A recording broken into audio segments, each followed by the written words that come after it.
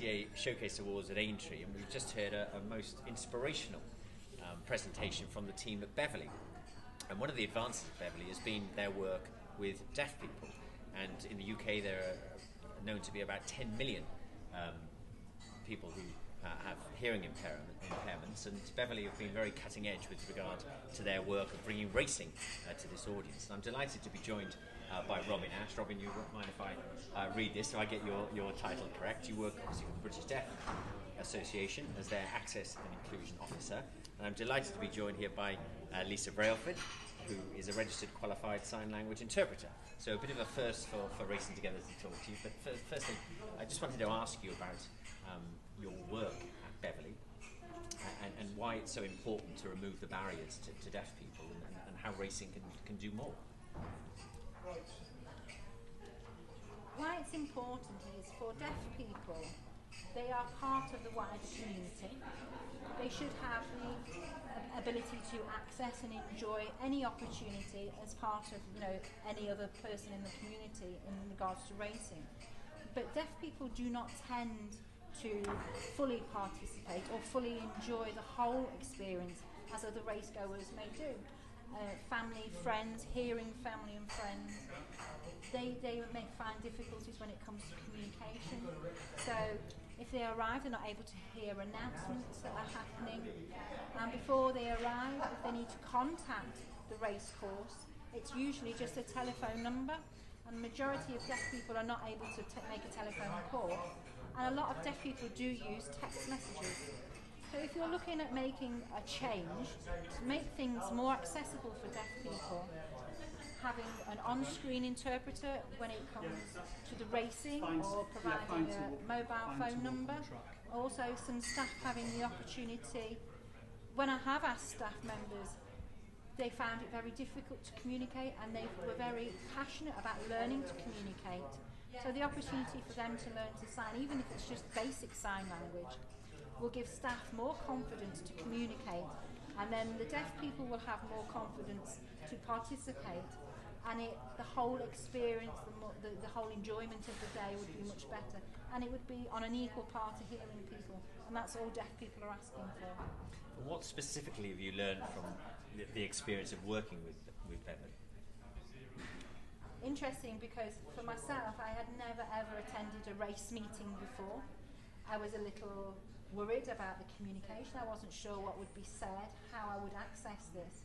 And when I was asked to go along, I had my sign language interpreter with me, and we looked at the holistic experience. It's not on the day, it's also looking at the website, looking at how accessible the information was, and as I said, telephone numbers for contact and more information, directions, looking at more visual aids so deaf people have more of an understanding of what's available there. So when I arrived on the day, I realised that some of the signposting needed a bit of more explained, because if you got lost on the way to the race course, how would you then be able to express yourself? So going into the facility, communicating with staff, asking for help, had a big impact on me. And what we learned, there was a lot of pre-recorded messages that were happening above racegoers' heads that weren't accessible. And also, the staff members, if we asked for any assistance, or we were asking for a drink or some food or whatever, a lot of it was written down rather than images, pictures that could have been used. And those sort of easy barriers can be removed. So this is a lot of information we've given to Beverley. I mean, it's not anybody's fault, it's just people have got on with the business of the day and not even thought about it. There are solutions. These solutions don't just benefit deaf people, they benefit other minority groups. Helping people communicate with anybody is a big impact for anybody. There is a lot of information, a lot of rules when it comes to racing, and if there's no interpreter present or no explanation, I would miss that information.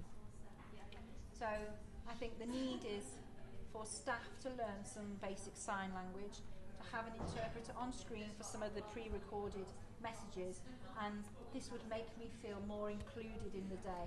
And the work that Beverley have done, I really do applaud, because they've been very, very innovative with this, and I'd like to see other race courses do the same, because deaf people don't all live in the same place. They live in the whole breadth and width of the country, and they like to enjoy things, de-stress by watching racing. So, well, there are 59 race courses to go. Then you've cracked Beverley, as it were, and your part of your presentation today was inspirational. This is the place where racecourses gather to share good ideas. What would your message be to those other 59 racecourses now? If you have any fears, if you have any worries about the barriers, we do face barriers, but organisations have barriers. They have a fear of the unknown, a fear of being embarrassed, a fear of doing something wrong. People make mistakes. We learn by our mistakes. Please, please do contact the British Deaf Association. We are more than willing to give you some advice, work with your local communities. Deaf people don't bite. We can work together. We will support you. We want to be part of this and work with you. So please do contact us. We do have solutions that could make your accessibility better and allow for your whole local communities, any community groups, to be participating in your days. It would give you better door numbers, people, exposure of the sport to those groups that don't have any access, and to think about, how to improve access. If you have an idea or a question, please do contact. We can look at